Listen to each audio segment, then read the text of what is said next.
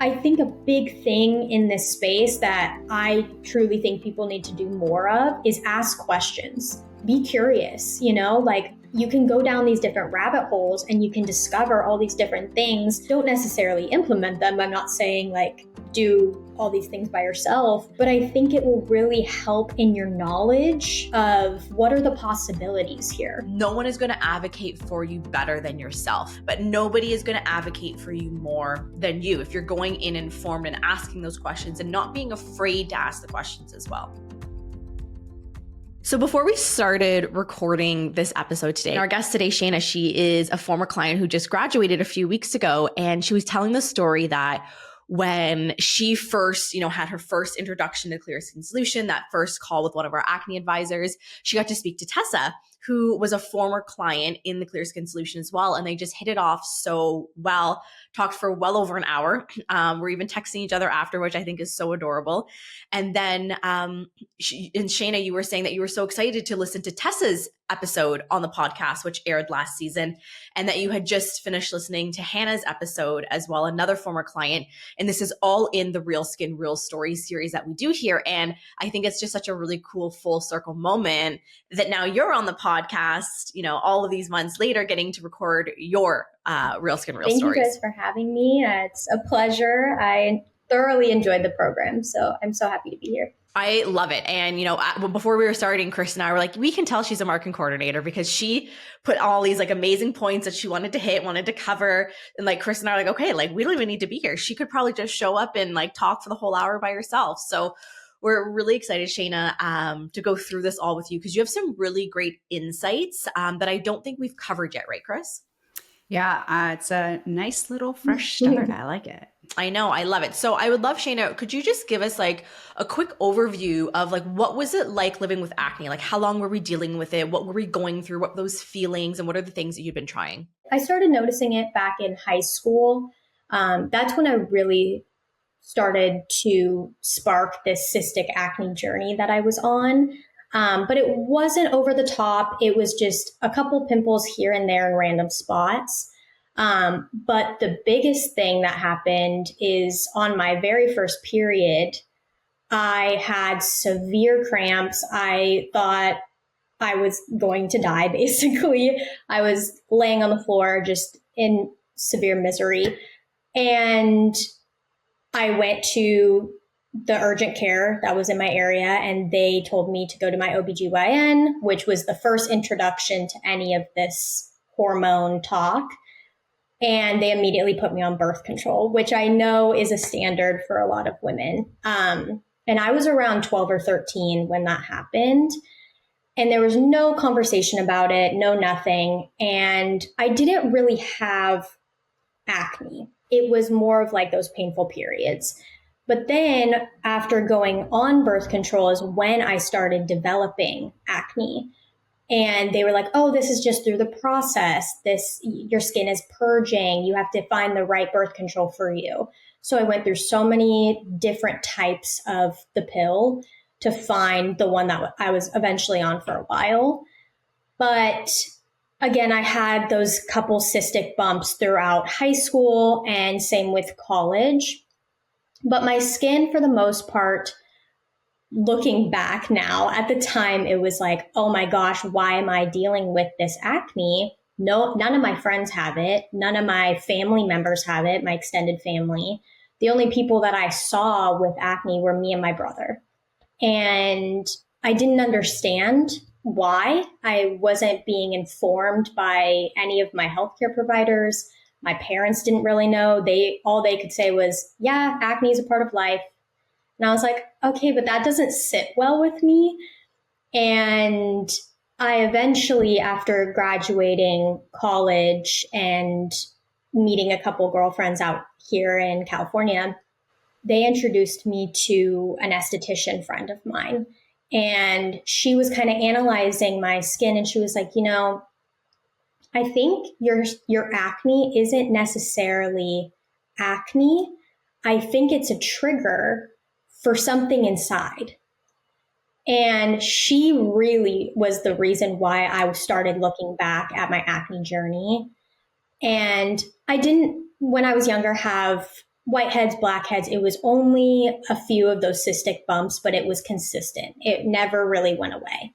After meeting with her, my esthetician friend, she pointed me to a holistic nutritionist who was actually her sister-in-law. And I ended up working with her when I was about 22, 23 for about a year. She sparked my journey. I came off birth control, had every symptom you could ever imagine. The acne came back with a vengeance. My periods were gone. I didn't have a period for a year. I had IBS. I developed a gluten allergy through birth control. I had all these tests done, all this stuff. But back to the acne thing, my biggest journey with acne has been recently, coming off birth control and my skin really freaking out because I was on birth control for over 12 years. So my body was not used to hormones at all. And my acne was not only cystic, but I did have the whiteheads, the blackheads around my nose. It was everywhere. It was on my chest, my back, and my face. And cystic was mostly on my forehead, but I would also get some around my cheek area. And then the little whiteheads or the closed comedones were on my chin, my cheeks, a couple on my forehead, and then around my nose area.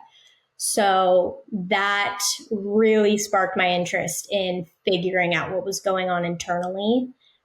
And I think, like Hannah said, when I was listening to her version of her story, she was saying that she stumbled upon your podcast on Instagram, I believe. And that's exactly what happened to me. I think I found Katie on TikTok or something like that, some video, and I was like, oh my gosh, everything she is saying resonates so well with me and my issues, because I know it's internal from the previous experience that I had with the nutritionist and my esthetician friend. So I was like, I love that this program really focuses on the root cause, because I was looking into acne specialists and different programs that I could maybe join because doctors weren't helping me. Modern medicine wasn't really helping. So when I stumbled upon you guys, it was really nice to feel heard and understood. So thank you for that.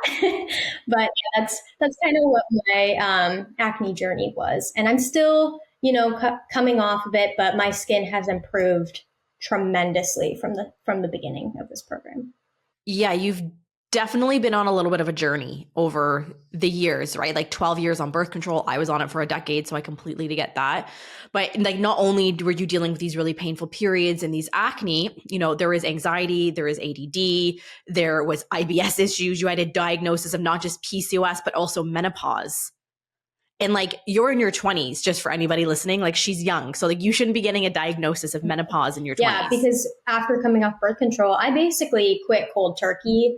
I read the Beyond the Pill book that my holistic friend recommended. Great book. It's a great book. But I didn't know how to implement it myself. So I think that's a big thing of people in this space is when they're trying to learn, they hear something online and they're just like, oh, that's what I have. I want to take that pill. And I was doing that. So I am a victim of that situation. But I think the biggest thing for me was, really analyzing my symptoms after hearing about my, diagnosis of IBS, ADHD or ADD, and, all the different things, menopause and all of those. So just a few things you had, just a couple. Yeah. And hearing the menopause thing really triggered me. I was like, what do you mean? I haven't had a period for a year. And she's like, that's why, because you have PCOS and your body, based on your hormone levels through the testing that I got done, showed that my body was in a state of menopause. And she was worried that I would never be able to get pregnant based on my test results. So that was a whole year. And a year on the month, I got my period again. And that's when they came back with a vengeance. But, we're coming across, we're going over the rainbow, I would say. I love that. Now, Cris, I know I'm really curious to see where your brain has gone with all of this. Well, just menopause and PCOS is kind of I get the rationale. However, usually not something I put together or we see. It's usually, something else as a precursor. So that's kind of like when I sit here and say things, and I always ask people, did you get an MRI? Did you get a full hormone panel? Did you get the 5-ADHT? These things, because when you come in, where you have all these other tests like the GI map, which is fantastic, what's the quality of the gut microbiome, right? You're having all these digestive issues. Fast forward to say our HTMA, and what happens? Digestive, right? Huge digestion. So I'm pretty sure you worked a lot on okay, so in all fairness, Jenna is your coach. Anything from the small intestine down to elimination, she finites. She's like, did anyone consider? Did you, right? She always has this little in there, and I'd love it. I'm like, well, let's ask the poop queen. Let's get in there. So you coming in with those digestive symptoms, you see how you came in with acne, but you had the precursor of the gas, the bloat, the dizzy and stuff, and then you were paired. So that's what Paige does. She does that really well. She pairs people.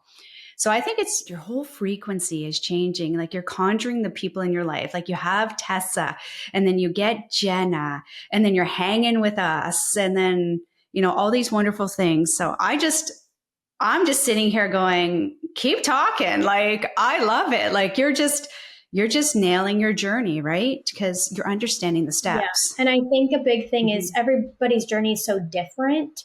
So in our day and age, I feel like comparison is so common that when I was going through my journey, I was like, well, they don't deal with this. I should do this because this is what I heard works for that person. And it would destroy me. It would take me to another place that I didn't want to go. So I think really this program gave me the realization that you can have a similar journey, but you're on your own path. And that was a great eye-opening moment for me to really work with Jenna. And she was amazing to really hear me and cater the program to my specific needs. I think that's such a nugget that you just said there, that you're on the similar path, but you're on different journeys, because that's exactly it. Because what we worked on with you in the program is going to be different than Hannah, is going to be different than Tessa. While you all had acne, you had maybe similar symptoms, and maybe, similar things were put into your protocols and recommendations. You're still on your own journey because you were a unique individual that had to be looked at as such. It's really interesting. And I think that's one of the biggest things that acne sufferers don't realize is it's not a one size fits all. Everybody needs an omega, a probiotic, a DIM, and a zinc. And then you eat anti-inflammatory, and then all of your skin issues go on. Please don't. If it were that, yeah. Please don't. We'll stop right there. Please don't. People just rewound, listened, wrote them down, and they're on their way to the store. Take it from me. I did that. And it doesn't work, guys. It doesn't work. You need a different program, I promise. Now, before we get into what we really worked on with you in the Clear Skin Solution, something that I really caught my eye when you listed out some talking points you wanted to cover was you got really good at covering your acne. So people actually thought you had clear skin, which that's exactly what I did when I was dealing with acne. Is I was so good at makeup that unless you were like up close looking at the texture, it was hard to see from a distance. I think that was a huge thing for me because I was so depressed about my skin and how it looked. But on the outside, people didn't know. And I was told all the time, like, because I would talk to my girlfriends specifically or my family. And I was like, I feel so ugly. I don't want to leave the house. I don't want to be seen. It was debilitating. It really felt isolating. And I would cancel plans and I would do all these things. And another thing that I was diagnosed with was dermatillomania, which is like the chronic skin picking. And I still deal with that, but it has gotten a little bit better. But when I get anxious or when something triggers me, I pick, whether it's my arms. I used to bite my nails really bad when I was younger. And now dealing with the acne, it kind of went that direction on my skin.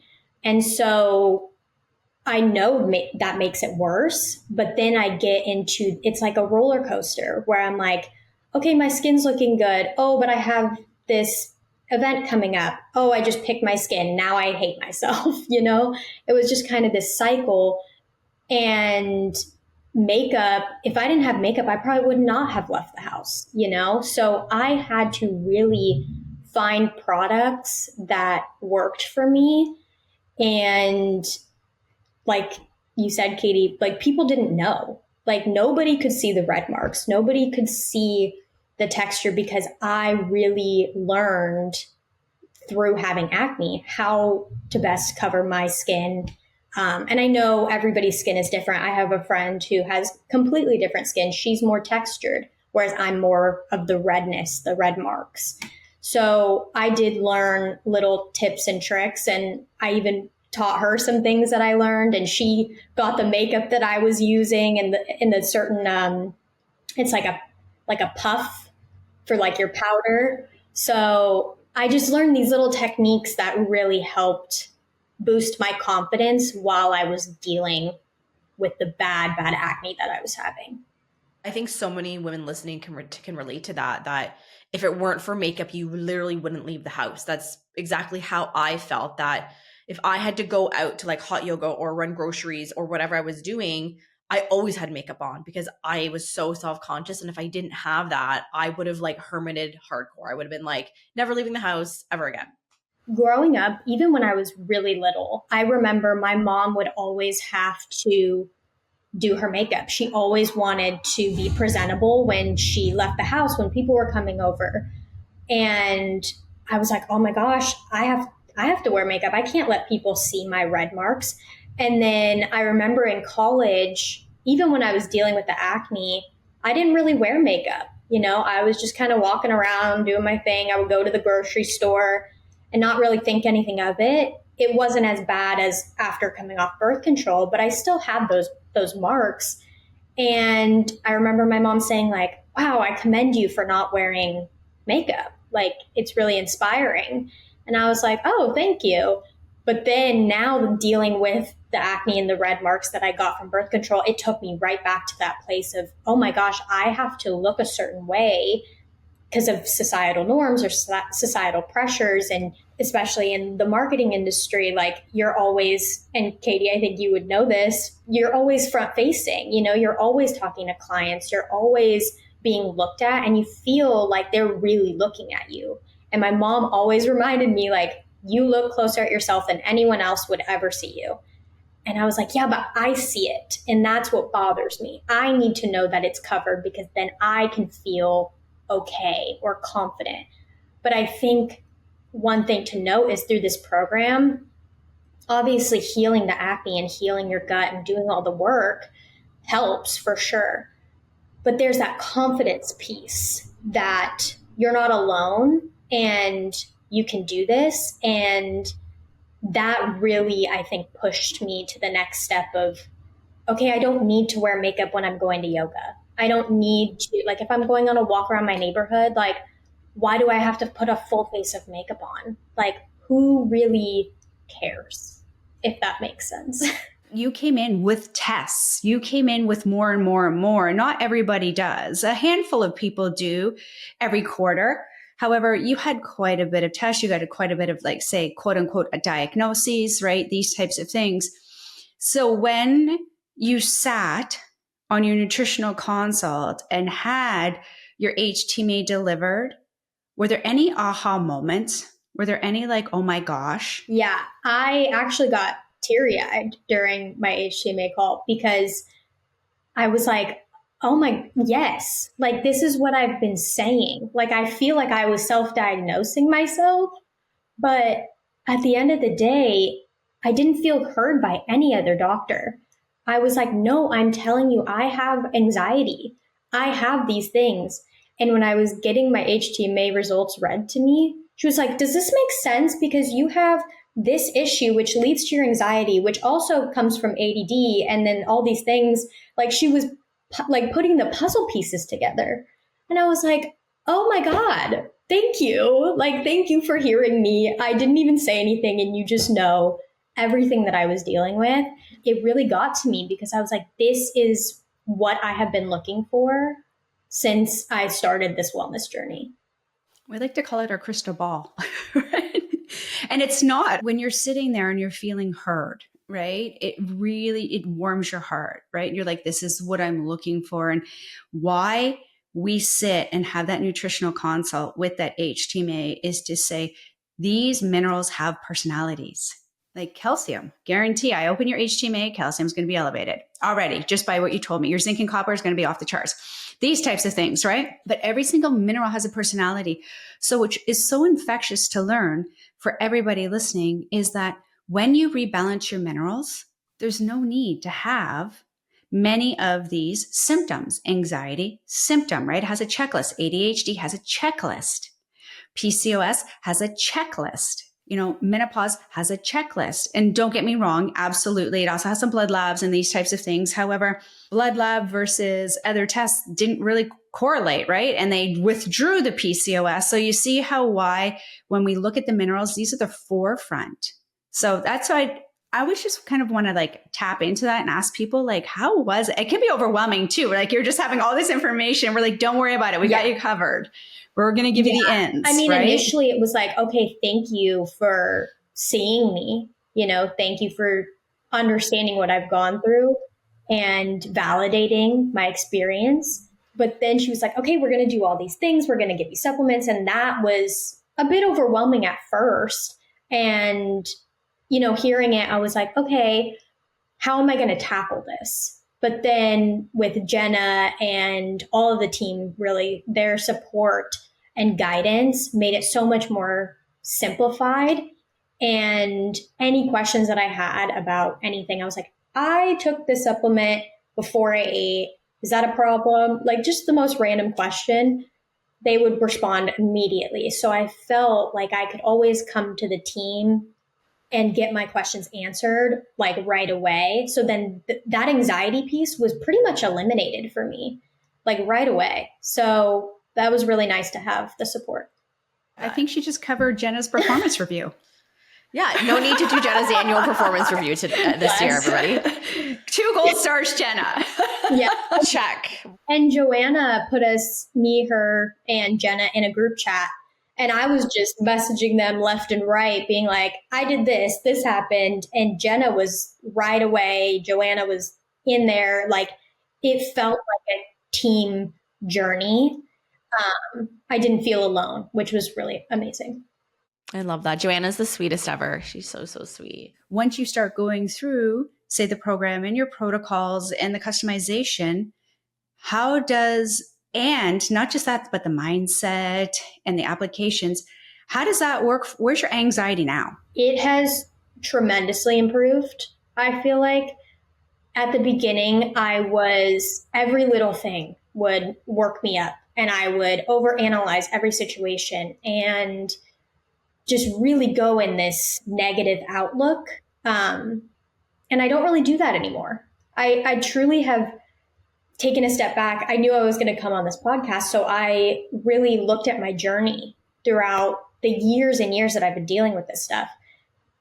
And I could say like my anxiety is one of the biggest things that I've noticed a shift in, because especially in my high stakes marketing position, being a team of one, I'm being thrown so many different things. I'm wearing so many different hats, being in a small company.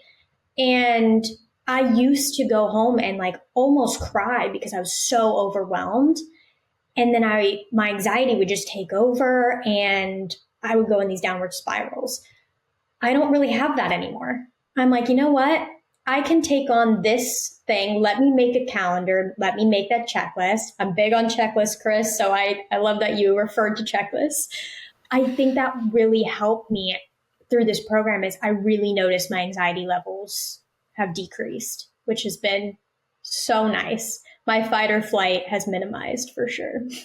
I love that. I love that. Like you come in for acne, but you're like, oh no, my anxiety is like way better. I'm living a better life. I'm not as stressed. And it's because, these are all different symptoms. They're like road flares from the body saying, hey, Shaina, like something's going on in here. We need you to fix it. And I love that for you. like for anyone that has anxiety, they know how debilitating it can be and how like just that weight on you every day. So I love that for you, by releasing that, it's just been such an overall better day to day for you. Through the program, you guys offer a lot of things in regards to dealing with anxiety and breathing techniques and doing yoga poses and different things that are offered. And I've figured out what works for me. Like, I'm not really a journaling person, but I like to meditate, or I like to go for a walk. Like, my biggest thing is in the mornings to get that morning sunlight, which I think has really improved my well-being. I'll walk around the neighborhood 10 minutes, 15 minutes with no music. I'm just really focused on, okay, today is a good day, like giving myself those affirmations, walking around, listening to the birds, observing my surroundings. It's almost like my own personal meditation, but I'm also getting that sunlight and I'm also getting the exercise.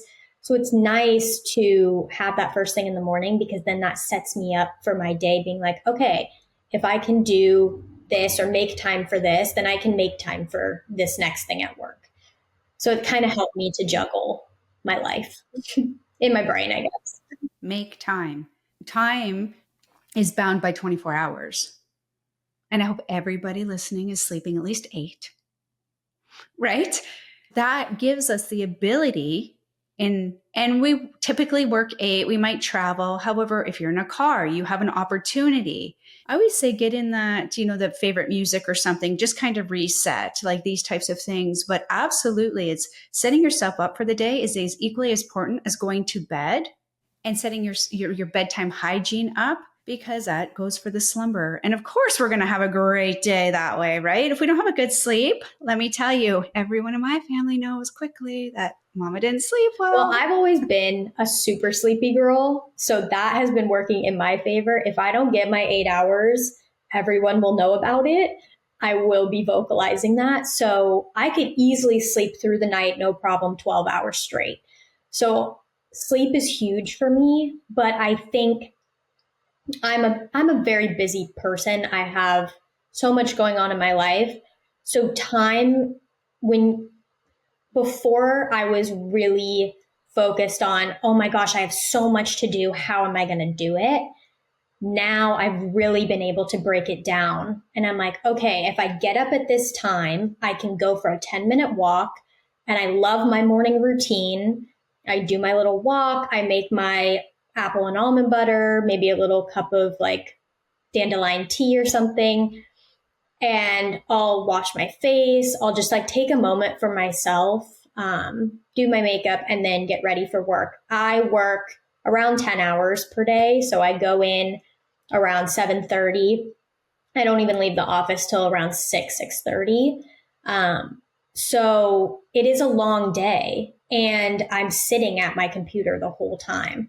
But I try to make those moments of, okay, let's get outside. Let's, get some fresh air for a second. Let's take a 2-minute lap around the office building. While I'm doing my work, I listen to instrumental, like a lo-fi playlist, something like that, to really tune out the world and focus on me and what I feel, being in tune with my own self.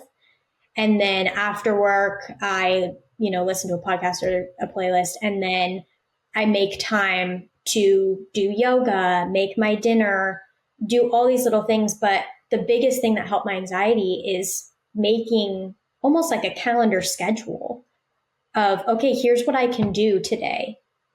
Maybe I'm not feeling it today. Maybe I don't want to go to yoga. Maybe I want to sleep in. Maybe I didn't get a good night's sleep for whatever reason.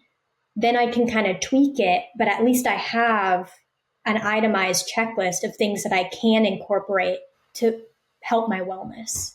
And I'm sure you didn't do this overnight, right? Like you built into this. Yeah, you slowly built it all. But I love that for you, even though you're working 10 hours a day, you're busy, you got a lot going on, you're finding these little small chunks of time where you can allow yourself to just rest, right? It's giving yourself that wellness in this really busy world that we live in. And it really just has to become a habit. And if you're someone like Cris and I live and die by our calendars, so like we totally feel you on that. It's like, if it's not in the calendar, I'm not doing it. No, it wasn't the calendar. It didn't exist. So I think when, you're putting things in your calendar, but you're also realistic with what you're putting in, because If you're an overachiever, you'll tend to be like, I can do these 600 things in 3 hours. Of course I can. Absolutely. I'm just going to pack it all in. But it's not realistic. So I think when we pull back, we're like, okay, why don't I put like one thing in there? And if I get it done amazing, I can do something else, but I'm not stacking 5 things that I have to do in an hour period. I think that was huge for me is doing one thing at a time.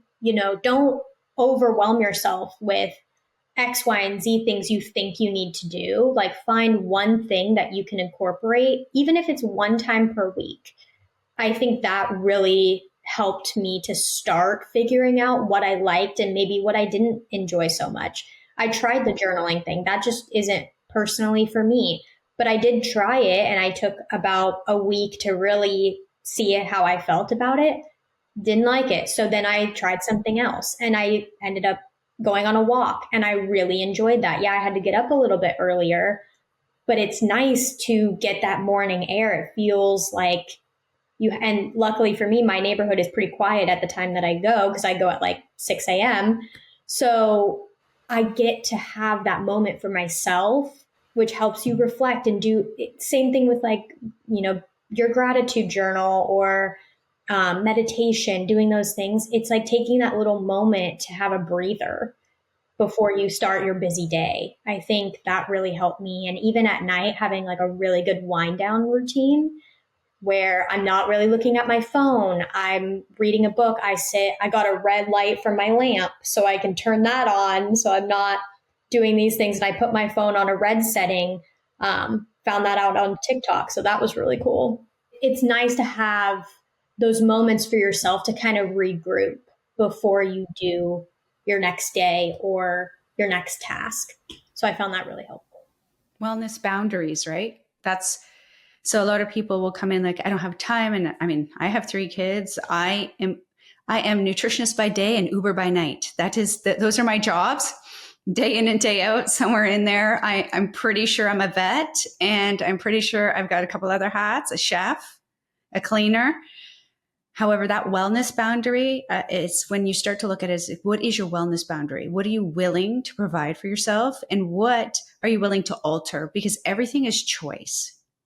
That's what we have to remind ourselves is we have choice. We have a choice not to do it. You have a choice not to do yoga that day because you're not feeling it because you want to sleep in. That's a wellness boundary. And if you set that with intention, and if I don't have a great sleep, then my day is going to alter like this, right? And then we take out the judgment. Fair? And I like that you brought up boundaries because I think that's something that I had to learn recently is that maybe I wasn't putting up enough boundaries. I'm always one who wants to have experiences and I never want to miss out. I know it's not trendy anymore, but I have YOLO. Like I have the fear of missing out. I'm like, let's do it. I want to have experiences. We got FOMO, we got YOLO, we got all of the things. So all of it. I'm an introvert. I'm hanging by myself as you ladies are doing all the things. As we're out there doing all Cris, the things. I am getting to the introvert side because I'm like, I need to set boundaries for myself. I love moments for myself to just sit and have no obligation. And if I don't have that with my busy schedule, because I'm running around on the weekends trying to like see my friends and my family, luckily they all live so close, but I have all these pieces going on in my life. So when I don't have that moment to really sit with myself, I feel like I didn't even have a day off. Like I feel like I've been go, go, go all the time. And that really sparks my anxiety and sparks my downward spiral into, oh my gosh, I need more time and blah, blah, blah, all these things.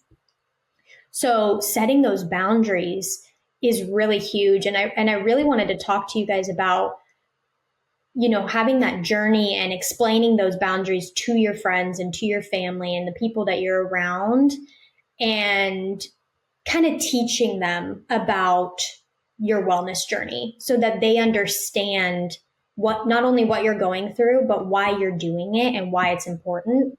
Because I think a lot of people may not have that support system, or they do have a support system. They just don't understand the logistics of why.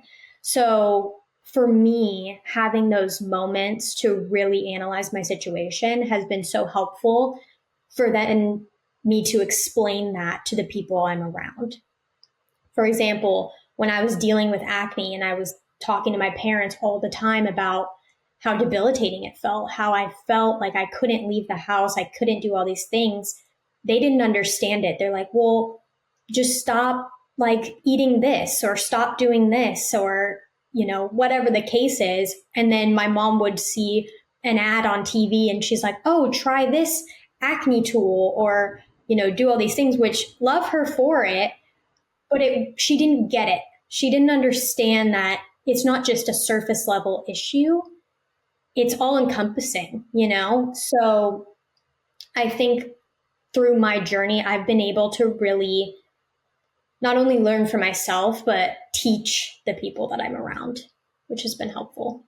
I think that's incredible because so many women come in and it's really a 50-50, you know, one half of them have super supportive system. Maybe they do know, you know, maybe they do understand it a bit, but they're open to learning or they just, you know, they need to be explained to. But then there's also that other group that come in that don't have a support system in place, that don't understand what they're doing, that think what they're doing is crazy, that are like, what do you mean you're just like, what are you going to eat? You know, that can't be healthy to eat vegetables. Are you kidding me?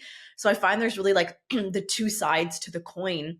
So for you, you know, what did you find was some really helpful tactics or strategies you utilized with your family while you were going through this journey? I think something that, you know, a thought that sparked in my head initially was when I found the program, when I found your podcast, and I was super interested in everything you had to say because it resonated with me. I brought that to my family and I was like, oh, this is what I have been looking for. And I was like, I need you to listen to what they say and then ask me questions that you may have that are sparked from this episode that I feel like I related to. And they did, which was really helpful. And then they were like, okay, well, I don't understand. Like they mentioned, like maybe it's something, I think, Cris, you said this in one of your early podcasts, was something about it could even come from the womb, you know, like it's about your environment. Different things can spark different problems in different people. And my mom immediately was like, and we love her, but she was like, oh my God, did I do this to you? Like, is it my fault? And I was like, no, I'm not. I was like, I'm not saying it's your fault at all. It's not just the womb, Mom. Like, I promise. And she was like, well, I had like the dental implants, like did that. And she was going down a rabbit hole, but she was confused. And my dad kept saying, well, I don't understand how like you can be related to our family, for example, and we don't deal with this. How did this happen to you? Like, why is this happening to you? I don't get that piece. Like, what sparked it? And I was like, Dad, that's the question. I don't know what sparked it, but I know that I'm dealing with it. And here are the symptoms that I am dealing with. And here is how not only this program, but this diet change or different things, like coming in with more of a factual piece, more like evidence and examples, I think were really helpful in their understanding. Me saying, you know, I deal with this acne, which according to a test result could be related to a mineral or could be related to a gut inflammation issue or different things like that. And he's like, okay, but what sparked the gut issue? And I'm like, I don't know. It could be birth control. It could be a specific food I was eating that I didn't know I was allergic to. And he was like, oh, that makes sense. So kind of giving him the evidence or almost like examples or referrals to different things like your podcast or an article that I found. I think that really helped in their understanding at the beginning for sure. I think that's such a cool strategy that you use. That's one I haven't heard yet, right, Cris? Like she gave them the podcast. She's like, listen to this, then ask me the questions. I never even thought about it till you said it. And I was just like, oh, I do that to my family.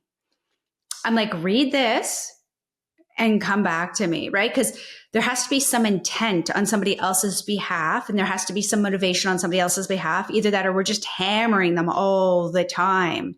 I love that you also said, I don't know. Here's some possibilities that I'm entertaining.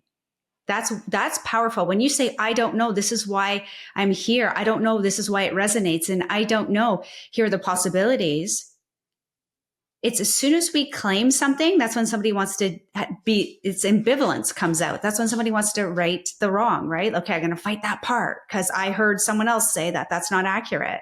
Yeah, and you didn't do any of that. That's wonderful. But it took a lot of practice. I didn't do that at the very beginning. Oh, yeah. I was like, oh my gosh, I can't go to the bathroom for 5 days, which I discovered in college.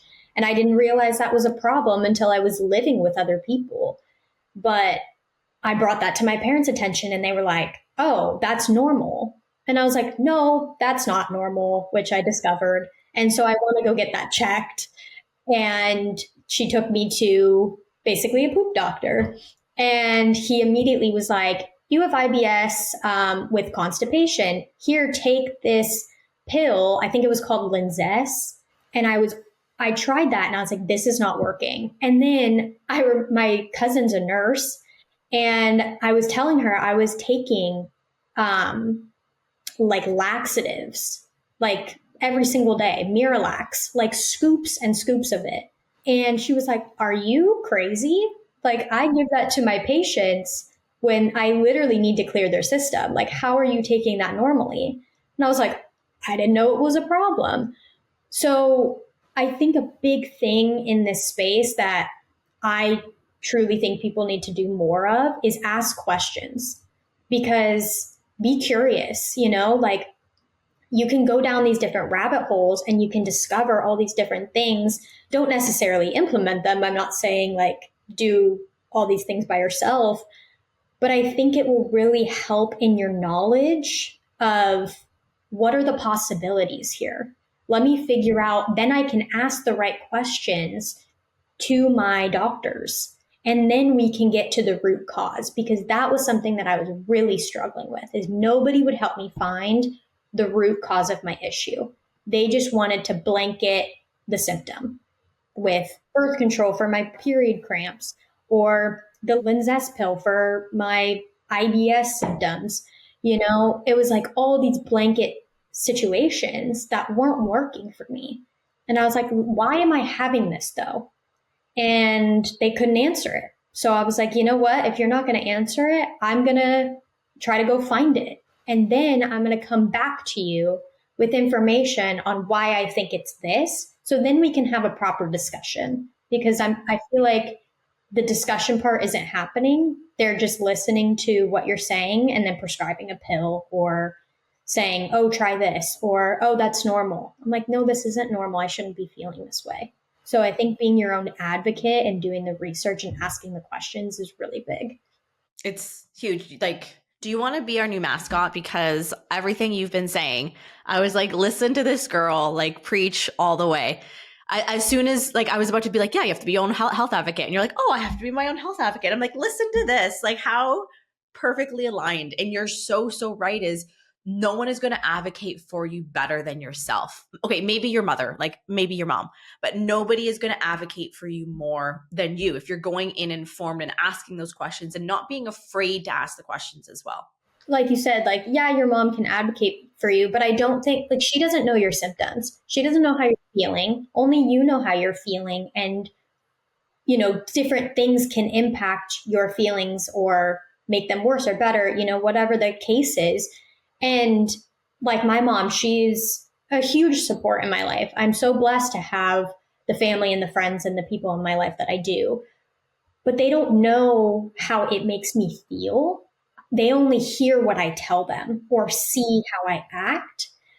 And so being your own advocate is so big. Like, really sit with your symptom. Like, for example, when I was having a craving, let's say for sugar, I was like, why am I craving this? Oh, maybe it's because I had chocolate in the morning or a smoothie or something like that. So now my body is just like, oh, I want sugar instead of a protein, so it's like really sit with what you're feeling. I think that's been so big in my journey, is like really understanding the why behind what I'm feeling, because then you can communicate that better to the people that you need to. And for you, Shaina, like we mentioned at the beginning, is, you graduated from the Clear Skin Solution a few weeks ago, did your 6 months. I'd love to know, could you tell us a little bit about your journey? Like, were there obstacles like challenges that you faced? How did you overcome them? And, did you have flares of your symptoms? And I'd love to hear just a little bit about what that experience was like for you. After getting my results from my HTMA test, it felt kind of like a breath of fresh air. Like, okay, now we're getting somewhere. Then I had the first protocol of the supplements, which I didn't really have a reaction to. I was still breaking out like here and there. But like you said, it's kind of a process. It takes a while to heal. So I was still having the symptoms, but I was doing the internal work that takes time. So I didn't notice anything right away. I think my biggest struggle was the protocol that you have to eliminate all the foods to figure out your triggers, because when they told me I couldn't have my apple and almond butter, I was sobbing. That's like, for some reason, it makes me feel invincible. It's like, I understand the apple a day keeps the doctor away type of thing. Like, that's my motto. I love it. But I don't really eat eggs. I noticed that that was like a trigger for me. And a lot of the foods that I could eat were, had eggs in them, whether it's a baked good or, whatever the thing is that I could substitute.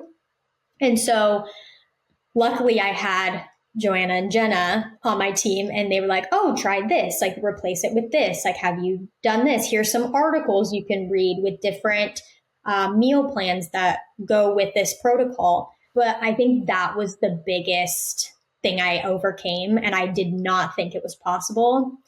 And before this program, I was drinking every weekend. I was going out with the girls. I was doing all the things that were inflammatory. And I didn't really take that seriously until that protocol where I had to kind of eliminate the foods to figure out what was going on and take the supplements. I eliminated alcohol, and I truly, I've had maybe one drink since then, and it's been months. So I think that I never thought I could overcome those things. I was like, I can't eliminate food. I've been gluten-free for a couple of years, so that was not a problem for me, because I noticed that that would cause my acne flare-ups. I would get blister bumps, which was crazy. I would get these blister bumps on my face, back, and chest, and some on my arms and legs that would turn into an infection. And then I would have to take antibiotics for the infection. It would get that bad. And so every time I would eat gluten, it would start to spark that again. So I was like, you know what? We're just going to cut it out. And I found so many alternatives, but that's going on a tangent. But I think the biggest thing for me is I didn't think that I could overcome the substitutions of food in order to heal myself. But I realized that you can if you really try and you really put your mind to it.